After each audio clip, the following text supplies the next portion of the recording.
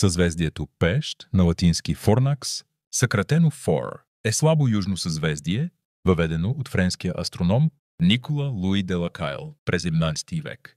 Първоначалното му име е било Fornax Chemica, химическа пещ, тъй като Лакайл често е кръщавал новите съзвездия на научни инструменти. Основни характеристики: местоположение, намира се в южното небесно полукълбо и е почти изцяло заобиколено от съзвездието Иридан, реката, като граничи също с скулптор Феникс и Кит. Видимост от България е невидимо. Най-добре се наблюдава през декември от южните ширини между плюс 50 и 90. Ярки звезди, съзвездието е слабо и няма звезди по-ярки от четвърта величина.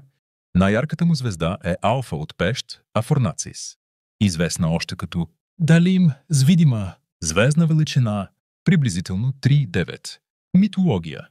Тъй като е модерно съзвездие, въведено след изобретяването на телескопа, то няма древна митология, свързана с гръцки или римски легенди.